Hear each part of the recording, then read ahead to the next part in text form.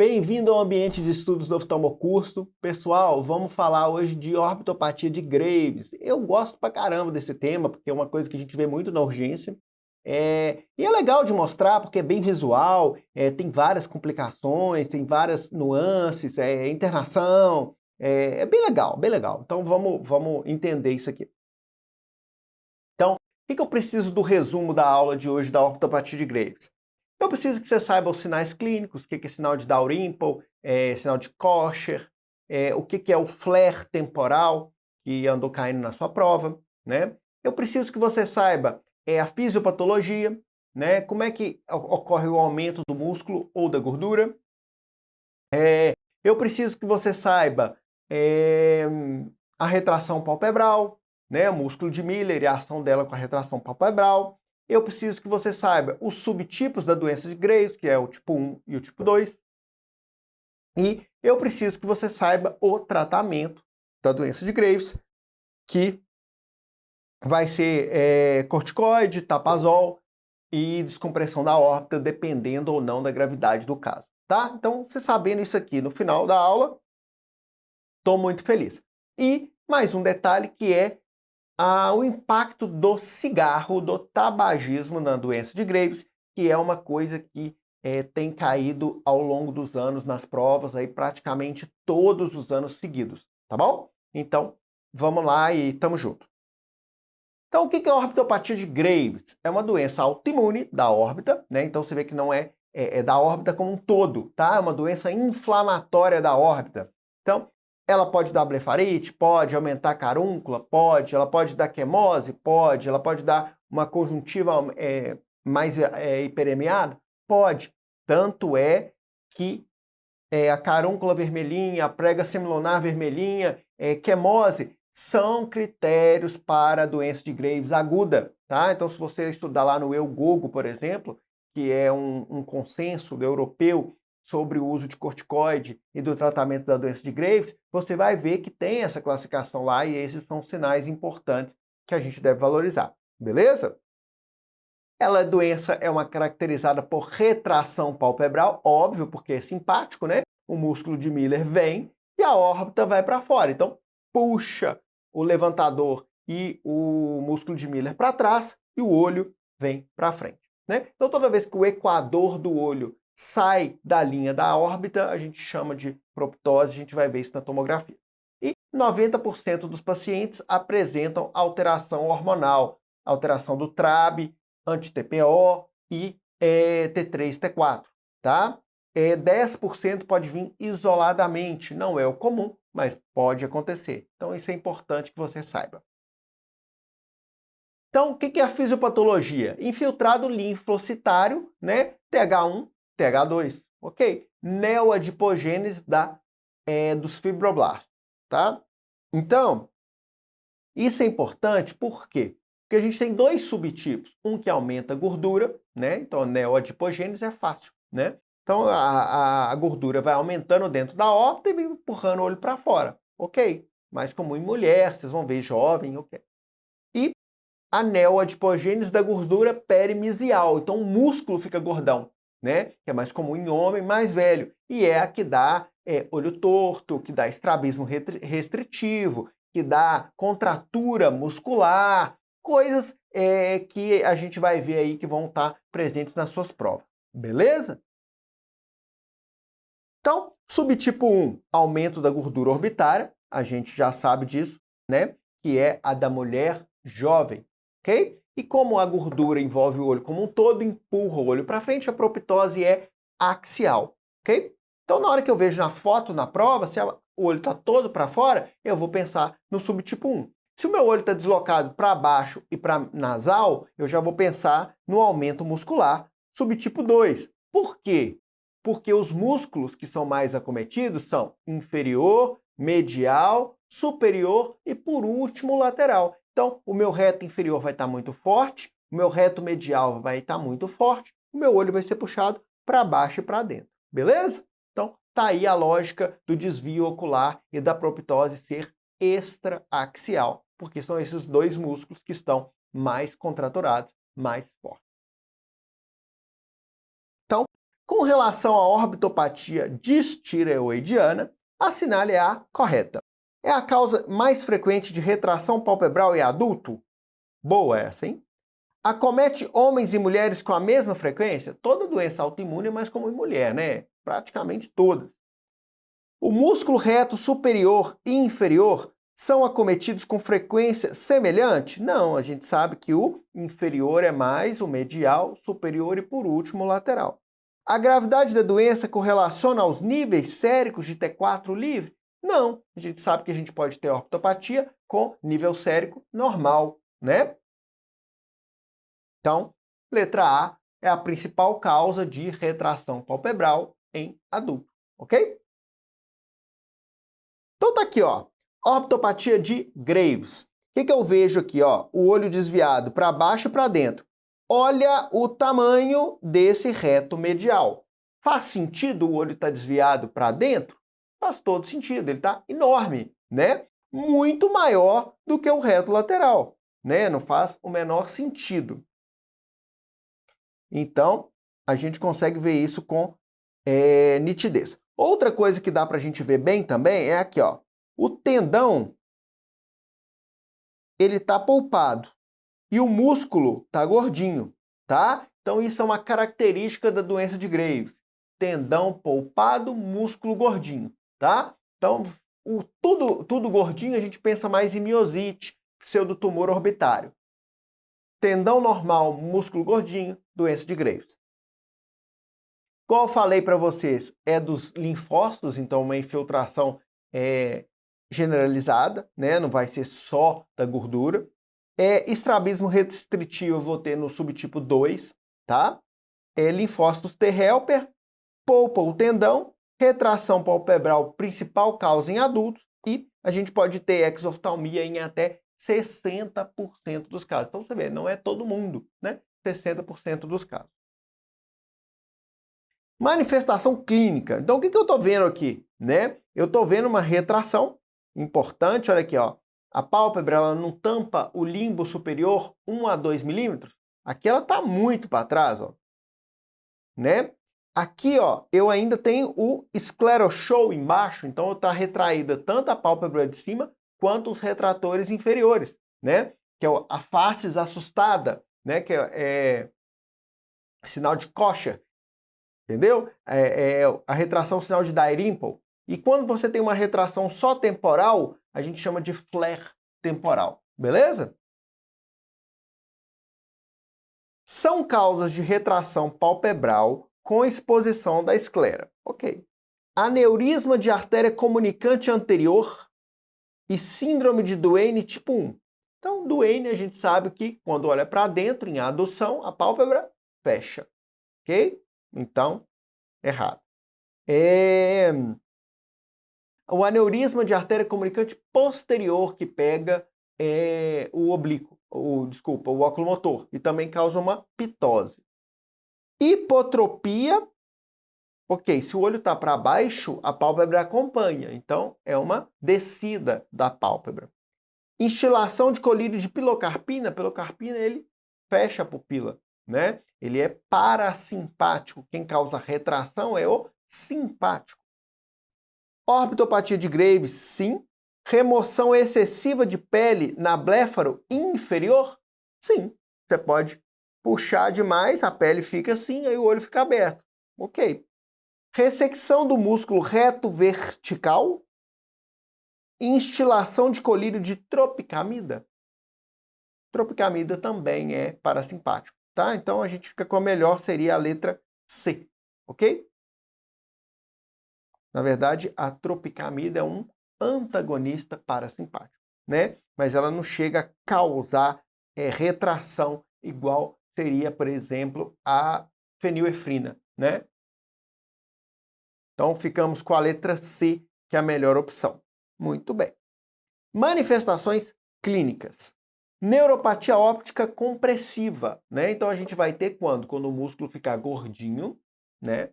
E aí ele estiver lá perto do nervo óptico. Então, ele aperta o nervo óptico, neuropatia compressiva. Então, nesses pacientes, eu não espero ver edema de papila. Por quê? Porque a compressão ela é posterior Eu vejo edema de papila quando a compressão é anterior, perto da cabeça do nervo óptico, tá? Quando ela é posterior, eu vou ver muitas vezes só a palidez do nervo, tá? Retração palpebral superior em 90% dos casos, que é o sinal de Dalrymple, tá? Que é a retração do músculo de Miller. Sinal de Dalrymple, ok? Proptose em 60% dos casos e miopatia restritiva em 40% dos casos. Então você vê que não é tão frequente assim, graças a Deus.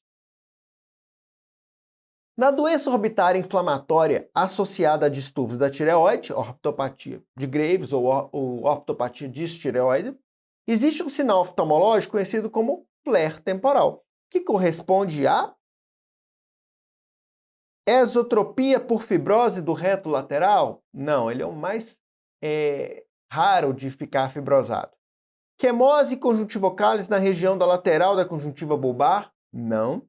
Exoftalmia acentuada causando distopia lateral do olho? Também não. E padrão de retração palpebral com região lateral da pálpebra mais retraída que a medial, seria a retração palpebral lateral, que é o flare temporal. Beleza? Então aqui, por exemplo, ó, é uma paciente que foi tratada para a doença de Graves, tá? Então a gente vê aqui esse primeiro olho dela com uma proptose. Repara para você ver como que o olho está saindo para fora, né? A gente vê aqui, ó, a retração palpebral inferior e depois que ela foi tratada, olha como melhorou, né? A proptose diminuiu muito, ok? Aqui eu vejo a retração superior, a retração inferior, tá? E aqui, ó, essa paciente examinada de baixo. Eu sempre falo com os meninos, quando você vai examinar um paciente de proptose, você tem que olhar ele de cima para baixo, para ver se a proptose não está aparecendo. Você olha ele de lado, igual está aqui, ó. E você olha ele também de baixo para cima, tá? Para quê? Para você conseguir ver a proptose em todos os ângulos. Então é importante a gente fazer isso, tá? Que seria esse caso aqui, tá? Muito bem. Quando a gente faz um exame de imagem, a gente pode ver de várias formas. Aqui, ó, eu consigo ver o meio do músculo, tá? Eu vejo ele enorme o inferior, enorme o medial, menor um pouco o superior e bem menor o lateral. Isso é o espiral que a gente tem na doença de Graves. Essa é a ordem de acometimento. Primeiro inferior, segundo medial, terceiro superior e quarto o lateral. Ok? Aqui dá para a gente ver também, ó. 1, 2, 3, 4, sendo o reto lateral sempre o mais fino. Essa foto aqui, ela é fantástica. Por quê? Porque eu consigo ver o músculo comprimindo o nervo óptico. Olha que legal. Essa aqui é a que mais cai na sua prova, tá? Que dá para você ver aqui ó, o músculo grandinho apertando o canal para o nervo óptico, tá? Que olha aqui para você ver, você nem diferencia um do outro. E aqui, ó, a gente vê também a inserção do reto inferior, a inserção do reto superior, comprimindo o nervo óptico aqui, o canal para o nervo óptico. Ok? Muito legal, né? Então são duas fotos aí que podem aparecer na sua prova e você tem que pensar que é isso que ele está querendo te perguntar. Mulher de 44 anos apresenta com perda visual indolor e defeito pupilar aferente à direita, diplopia horizontal, proptose. Como eu vejo uma proptose? Eu vejo uma proptose da seguinte forma. Eu posso fazer uma linha entre esse osso zigomático e esse osso zigomático. Então, se o olho estiver para cima ou acima do equador, é uma proptose. Ou eu posso fazer uma linha entre o zigomático e esse ossinho aqui. E se estiver acima do equador, o equador estiver para cima dessa linha, né?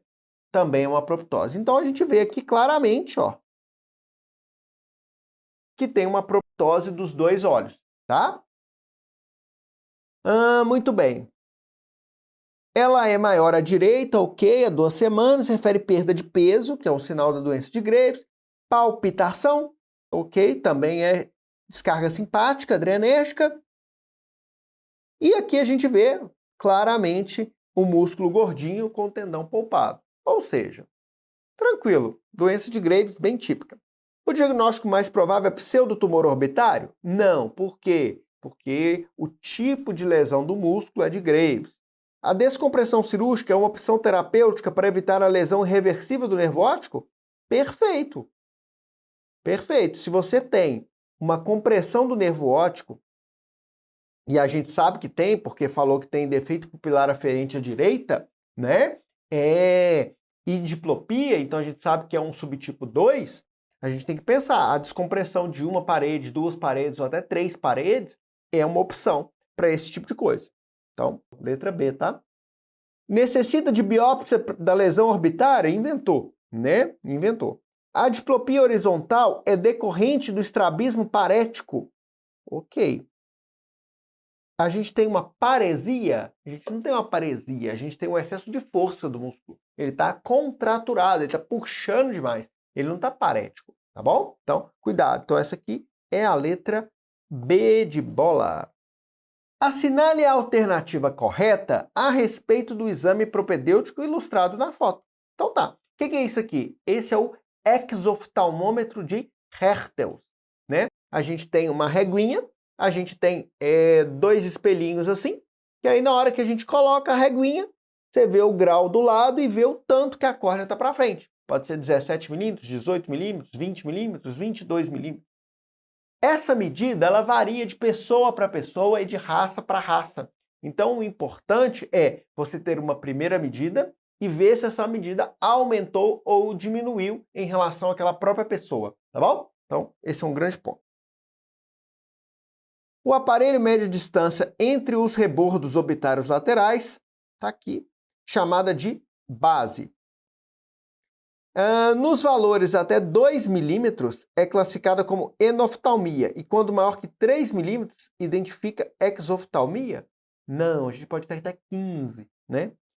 Em adultos normais, os valores médios situam-se em torno de 23. 23 é meio muito, né? Esse aparelho é ideal para utilizar em caso de fratura da órbita com desalinhamento da parede lateral. Esse aparelho a gente apoia aqui no rebordo orbitário. Tá? Então, se ele tiver quebrado, realmente a gente não vai conseguir apoiar. Então, não é o ideal, né? Então, ficou a letra A como a melhor resposta, ok? Esse aqui é o outro exoftalmômetro que a gente tem, que é o exoftalmômetro de Lued. É como se fosse uma reguinha que você pega com a mão, coloca aqui do lado e mede o olhinho da criança. Então, para a criança que mexe ou paciente que não coopera, é muito mais fácil você pegar, colocar aqui do lado e medir, como se fosse uma reguinha mesmo, né? Aquele outro, ele precisa de ficar paradinho, apoiar no rebordo e olhar onde que a córnea está batendo no espelhinho, né? Então é mais difícil da gente fazer numa criança que está pulando, tá bom? A exoftalmometria com aparelho de Hertel, que é o que a gente acabou de ver, é de difícil realização em crianças pequenas, verdade, preferindo-se, nesses casos, o exoftalmômetro de Lued. Ó, fácil assim. Ok. A principal diferença entre o exoftalmômetro de Hertel e Lued é que o primeiro utiliza como referência o rebordo orbitário lateral e o segundo, o rebordo orbitário inferonasal. Você bota o Lued aqui? Não, você bota aqui também, né? Nada a ver. O exoftalmômetro de Hertel apresenta como principal vantagem a possibilidade de medir adicionalmente ângulos de distopia horizontal? Não, ele não mede ângulo. Ele não é um Maddox, ok? Anisometropia por alta miopia unilateral é uma causa de proptose? Boa pergunta. Anisometropia por alta miopia lateral é uma causa de proptose? Pode vir a ser, né? Pode vir a ser. Então, é uma opção interessante. E aí, foi anulada? Não, não foi, tá? Então, essa é uma questão que daria dúvida, viu? Porque, teoricamente, se você tem uma anisometropia, o olho com muita miopia, ele pode ficar grandão e dar essa aparência de exoftalmo, né? Na verdade, o olho é grande, né? Muitas vezes ele não tá para fora, é o olho que é maior. Então, se você fizer uma tomografia, ele vai estar na posição correta. Mas na hora que você faz uma medida, você pode ter uma impressão, né? Então não é tecnicamente correto o nome, né? Mas É uma questão confusa, ok? Mas a letra A é de longe a melhor resposta. Considerando pacientes com doença da tireoide, qual desses tem mais chance de desenvolver doenças de Graves? É aquilo que a gente falou no resumo da aula. Cigarro. Eles adoram cobrar que o cigarro aumenta a incidência e piora a gravidade e o prognóstico. Cigarro é ruim para tudo na doença de Graves, tá? Então, cigarro é a resposta. Assinale a alternativa correta quanto à orbitopatia de tireoide. Pulsoterapia com metilprednisolona é contraindicada? Não, ela é indicada. A diferença é que ela é feita um pouquinho diferente. Ao invés de você dar 1 grama dia por 3 a 5 dias, como o paciente está muito descompensado, você pode fazer uma que a gente chama de dose de corticoide acumulada. Então você faz 250 num dia, depois 500 no outro dia e vê a dose total de 2, 3 gramas. Tá? Então a gente pode fazer isso. Nem sempre você vai fazer 1 grama dia todo dia. A ultrassonografia é o melhor exame de imagem para acompanhamento nos casos de neuropatia óptica? Claro que não, né? A ressonância, você vai ver lá o músculo comprimindo o nervo. O ultrassom é péssimo. O tabagismo é fator importante de risco para o desenvolvimento e piora? Perfeito, né? Perfeito. Essa aí que a gente acabou de discutir. O espessamento muscular ocorre principalmente por depósito de proteoglicanos? Não, a gente sabe que é uma neoadipogênese da gordura perimesial, tá? Então tá aqui, ó. Os livros todos da Academia Americana tem lá esse key points que a gente vê no início do capítulo, né? Você abre assim, tem os key points e o cigarro é um deles, tá bom? Importante isso que no CBO, se não me engano, não tem escrito isso em lugar nenhum, tá bom? Tá aqui, cigarro é o que tem de ruim, lembra disso na doença de Graves. Paciente com hipertiroidismo relacionado à doença de Graves apresenta quadro de proptose progressiva. Restrição, então a gente sabe que é o subtipo 2. Retração palpebral, hiperemia conjuntival e perda visual bilateral, ou seja, ele está em agudo, né? O paciente foi tratado com corticoide via oral, porém manteve a perda visual. Ok? Sobre o quadro descrito, qual a alternativa correta? Então aí a gente tem que ver. É aparentemente agudo, por quê? Porque ele tem hiperemia, né? Ele tem perda visual, então a proptose está progredindo, então aparentemente é um quadro agudo, né? Então, na hora que você fez o corticoide, provavelmente não descomprimiu o nervo óptico todo. Então, o que eu tenho que fazer? Descompressão óssea, quebra as paredes, tá? A descompressão orbitária é uma opção de tratamento, perfeito. Perda visual está ocorrendo mais provavelmente por neuropatia autoimune? Não, compressiva. A restrição da motilidade deve estar mais provavelmente comprometendo a adução e a depressão do olho? Não. A depressão ela vem, o olho não sobe, porque como o reto inferior está muito duro, ele vira para baixo e para dentro, igual a gente explicou lá no início. A radioterapia está proscrita? De maneira alguma. A radioterapia é um dos tratamentos que pode ser utilizado, principalmente na tireoide, como tratamento. Tá? Até na órbita mesmo, você pode diminuir o tamanho, a inflamação com a radioterapia. Então, organizar o seu pensamento. Doença de Graves, muito legal. Eu tenho que lembrar que 90% das vezes vem com alteração dos hormônios, é a principal causa de retração palpebral. Se está levantada só temporal, chama flare temporal. A gente tem 2 subtipos. O subtipo que a gordura aumenta e aí tem uma proptose axial. O subtipo que o músculo aumenta, a gordura aumenta e aumenta o músculo junto, né? Que é um anel adiposente da gordura perimesial ao redor do músculo. E aí você tem o engurgitamento de todos os músculos, principalmente inferior, medial, superior e, por último, o lateral. Ok? Então, esse subtipo eu tenho estrabismo e restrição. Posso tratar com corticoide, melhora do quadro clínico, e posso tratar com cirurgia, descompressão da órbita. Cigarro é péssimo dos péssimos, piora o prognóstico e o desenvolvimento. Ok? Fechou? Top! Tamo junto, pessoal. Grande abraço.